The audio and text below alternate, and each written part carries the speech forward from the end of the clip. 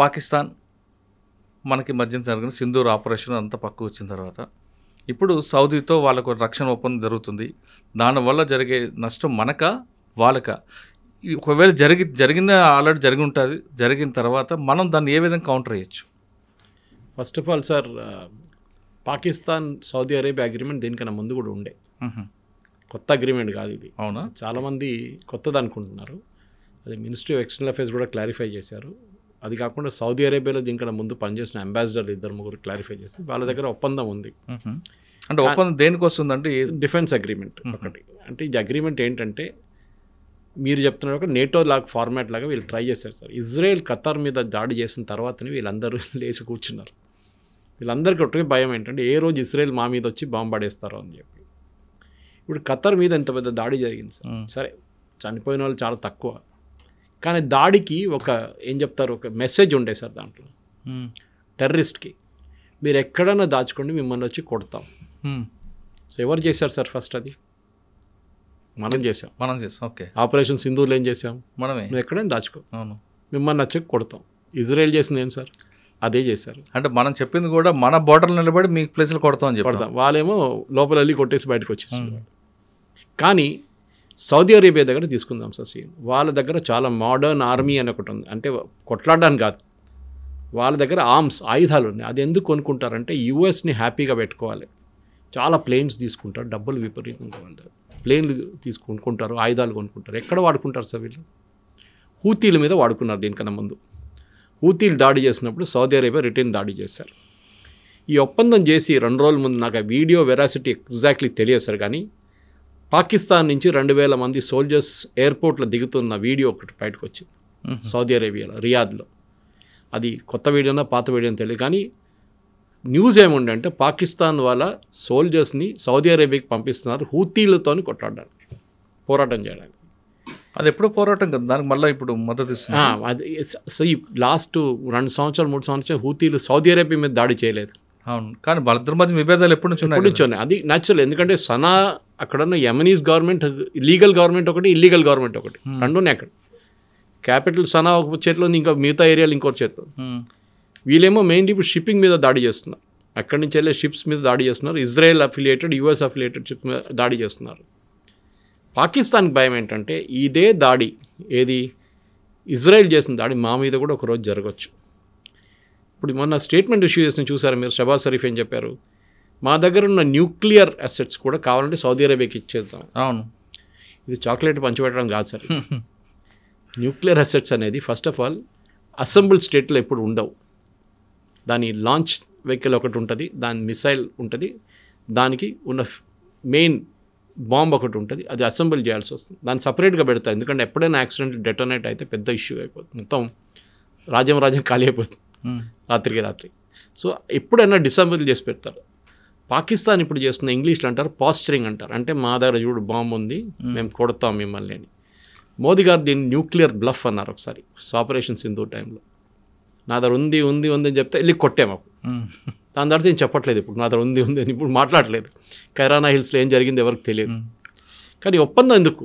Saudi Arabia ఎంత ఫాస్ట్గా వెళ్ళేందుకు ఒప్పందం చేస్తున్నారు పాకిస్తాన్తో. సో 2 రోజుల తర్వాత న్యూస్ వచ్చింది, పాకిస్తాన్లో ఉన్న రేర్ ఎర్త్ మినరల్స్, మన అందరికీ తెలుసు, కోబాల్ట్ కానీ, జింక్ కానీ, టంగ్స్టన్ కానీ, పెలడియం కానీ, పాకిస్తాన్లో ఖైబూర్ పఖ్తూన్వా ఏరియాలో ఉంది చాలా మటుకు. బలూచిస్తాన్ ప్రావిన్స్లో కూడా ఉంది. ఇప్పుడు చూడండి, నిన్న ఖైబూర్ పఖ్తూన్వా మీద దాడి చేశారు పాకిస్తాన్ ఎయిర్ ఫోర్స్, 32 మంది చనిపోయారు. ఎందుకు చేశారు సార్? ఇవాళ దాకా బలూచిస్తాన్ మీద దాడి చేశారు, కానీ ఖైబూర్ పఖ్తూన్వా మీద ఎప్పుడు దాడి చేయలేదు. చేశారు, చిన్న ఆపరేషన్స్ ఉండే, కానీ మేజర్ ఆపరేషన్ ఎప్పుడు జరగట్లేదు. పాకిస్తాన్ ఆర్మీ ఏమంటున్నారంటే మేము బాంబ్ చేయలేదు, అక్కడ తాలిబాన్ తీసుకొచ్చిన మిసైల్ పేలిపోయిందంట. తాలిబాన్ ఎక్కడి నుంచి వస్తారు సార్? ఆఫ్ఘనిస్తాన్ నుంచి, కాబూల్. అంటే ఇప్పుడు పాకిస్తాన్కి 2 ఫ్రంట్ వార్ వచ్చేసింది. ఇప్పుడు ఒకటి వైపు భారతదేశం, ఇంకోటి వైపు ఆఫ్ఘనిస్తాన్ నుంచి తాలిబాన్ కొట్టడం. దానికి తెహ్రీకే తాలిబాన్ వాళ్ళు ఆల్రెడీ ఉన్నారు అక్కడ, వాళ్ళు కొడుతున్నారు రెగ్యులర్గా. సార్ వాళ్ళతో పాటు బలుస్తాన్ కూడా ఎప్పుడు పక్కల బల్లిలో ఉంది కదా వాళ్ళది. దానికోసం చూడండి సార్, యుఎస్ శాంక్షన్స్ లిస్ట్ ఇన్ని రోజులు పెట్టకుండా ఇప్పుడు పెట్టారు.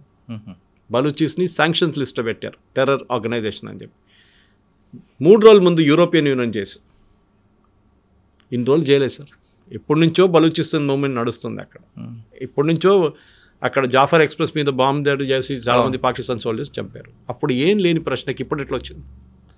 సో సౌదీ అరేబియా డీల్ మనం భయపడక్కర్లేదు. It's more of optics. ఎందుకంటే సౌదీ అరేబియా రెగ్యులర్ ఆర్మీ లేదు, వాళ్ళ దగ్గర ఉన్నంత హైర్డ్ ఆర్మీ చాలా మటుకు. అంటే వాళ్ళు ప్రొఫెషనల్గా అప్పుడు యూరోపియన్లో మనం ఒక యూకే ఆర్మీ తీసుకుందాం, లేకుంటే మనం ఈవెన్ రష్యన్ ఆర్మీ తీసుకుందాం, ఎంతైనా కానీ ఇంత ధ్వంసం జరిగినా కానీ భారతదేశ ఆర్మీ తీసుకుందాం, మనం ట్రైన్డ్ ఆర్మీ మనది. Even Pakistan for that matter. Saudi Arabia దగ్గర అది లేదు సార్. సౌదీ అరేబియా క్యాల్కులేషన్ అంటే రేపు ఇజ్రాయెల్ మా మీద దాడి చేస్తే మమ్మల్ని ఎవరు రక్షిస్తారు? దే షుడ్ బి సంబడి కదా. వాళ్ళ దగ్గర కూడా జెట్స్ ఉన్నాయి, ఫ్లై చేస్తారు, అది చేస్తారు, అని చేస్తారు. కానీ ఇది చిన్నపిల్లల ఆట కాదు, ఇది ఏదో సైకిల్ మీద నడిపించుకుంటూ పోయి బాంబులు వేయడం కాదు కదా. ఇది ట్రైన్డ్ కావాలి. సో ట్రైన్ పాకిస్తాన్ దగ్గర. ఇప్పుడు కూడా మీరు చూడండి, ఈ సౌదీ అరేబియా లాంటి కంట్రీస్లో ఎక్కడున్న పోలీస్ ఫోర్స్ కానీ ఆర్మ్ ఫోర్సెస్ మిగతా దేశాల నుంచి వస్తారు. వాళ్ళు కాంట్రాక్ట్ మీద తీసుకుంటారు. 2 సంవత్సరాలు, 3 సంవత్సరాలు, 5 సంవత్సరాలు కాంట్రాక్ట్ మీద తీసుకుంటారు. యూజువలీ గవర్నమెంట్ ఉంటుంది అగ్రిమెంట్స్. అది పాకిస్తాన్ గవర్నమెంట్తో ఒప్పందం చేస్తారు, వాళ్ళు పంపిస్తారు. కొత్తగా మళ్ళీ ఇంకో ట్రూపర్స్ని ఇంకో నెక్స్ట్ వస్తారు అన్నమాట. ఈ అగ్రిమెంట్తో భారతదేశానికి ఏ థ్రెట్ లేదు. ఎందుకంటే మన మీద ఎవరు దాడి చేస్తారు? సౌదీ అరేబియా చేస్తారా? ఎంత దూరం రావాలి దానికి? వాళ్ళు అక్కడి నుంచి ఫ్లై చేసుకుని ఇక్కడ దాకా 4 గంటలు 5 గంటల సేపు పడుతుంది వాళ్ళకి. వాళ్ళు రాలేరు, వాళ్ళకి అంత కేపబిలిటీ లేదు. ఇజ్రాయెల్ కాదు వాళ్ళు. పాకిస్తాన్ చేస్తారా? పాకిస్తాన్ ఏమంటుంది, మా మీద ఎవరైనా దాడి చేస్తే సౌదీ అరేబియా మా హెల్ప్కి వస్తుందని. అదే వాళ్ళ మీద చేస్తే మా మీద చేసినట్లుగానే ఒక స్టేట్మెంట్ కూడా ఇప్పించారు. సో ఖతార్తో ఎందుకు చేసుకోలేదండి ఇది ఒప్పందం? బహ్రెయిన్తో ఎందుకు చేసుకోలేదండి ఒప్పందం? ఇది ఆ రోజు ఖతార్లో దోహాలో మీటింగ్ జరిగింది. మీరు అందరు వచ్చారు, foreign ministers of all Arab countries వచ్చిన తర్వాత అక్కడ డిసిషన్ ఏం తీసుకున్నారంటే నేటో లాగా ఒక అగ్రిమెంట్ చేద్దాం మనం చెప్పారు. దాన్ని యూఎస్ అప్పుడే కొట్టుపడేస్తుంది, మీరు ఏ అగ్రిమెంట్ చేయకూడదని చెప్పి. అంటే ఇజ్రాయెల్ ఏం చెప్పారంటే వీళ్ళు ఎక్కడెళ్ళి కూర్చున్నా కానీ వాళ్ళు ఖతార్లో ఉన్నారు, రేపు వెళ్ళి సౌదీ అరేబియాలో కూర్చుంటే మేము అక్కడ కూడా వచ్చి కొడతాం. దేనికన్నా ముందు మేము ఇరాన్లో కొట్టాం, మేము ఇప్పుడు ఖతార్లో కొట్టాం, రేపు సౌదీ అరేబియా ఉంటే అక్కడ కూడా వెళ్ళి కొడతాం. వీళ్ళకి దాచుకోవడానికి ప్లేస్ ఉండదు హమాస్కి. సో సౌదీ పాకిస్తాన్ అగ్రిమెంట్ అనగానే మన వాళ్ళు చాలామంది టెలివిజన్ ఛానల్లో డిబేట్లు మొదలైనవి. పాకిస్తాన్ రేపు మనం పాకిస్తాన్ మీద బాంబు వేస్తే సౌదీ అరేబియా ఎక్కడ రారు. సౌదీ అరేబియా వాళ్ళు పని చూసుకుంటారు, వాళ్ళకి దీంతో ఏ సంబంధం లేదు. సంతకాలు పెట్టడం ఒకటి, యాక్ట్ చేయడం ఒకటి. ఇప్పుడు యుక్రెయిన్ వార్లో కూడా చూడండి సార్, ఏం పెద్ద పెద్ద స్టేట్మెంట్ ఇచ్చారు యూరోపియన్ యూనియన్ కంట్రీస్. రష్యా దాడి చేస్తే మేము యుక్రెయిన్ మీద మేము పట్టించుకోం, మేము కూడా మా మంచి బూట్స్ ఆన్ ద గ్రౌండ్ అంటే మా సోల్జర్స్ని పంపిస్తా అన్నారు. ఒక్క కంట్రీ చెప్పండి సార్ సోల్జర్స్ని పంపించింది? లేదు.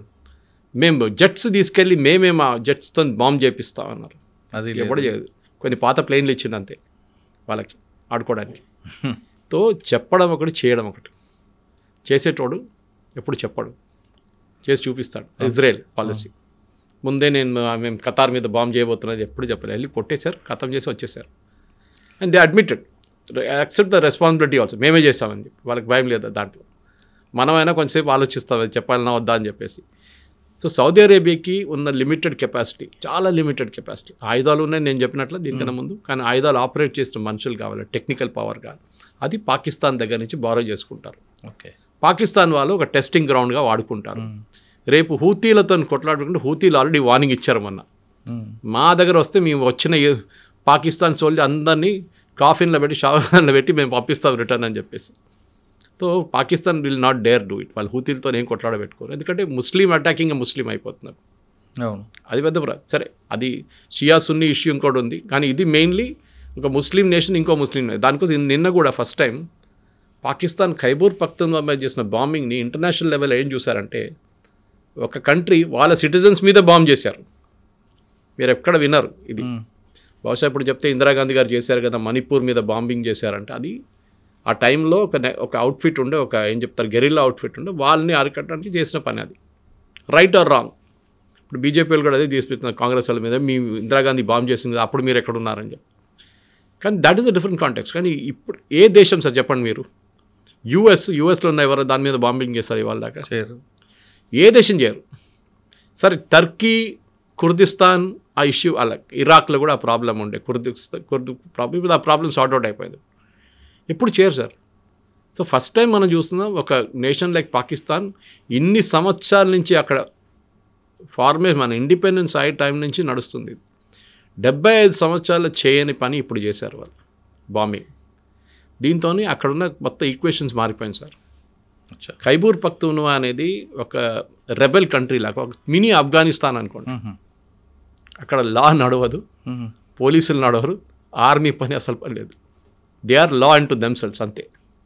మీరు తాలిబాన్ ఆఫ్ఘనిస్తాన్లో వెళ్ళి మేము లా, కోర్టు, జడ్జ్ అంటే వాళ్ళు తుపాకీ తీసుకుని కాల్ చంపేస్తారు, కథం అయిపోయింది, ఇంకేం మాట్లాడతావు. ఇది కూడా అంతే. It's a very rebel territory అనమాట.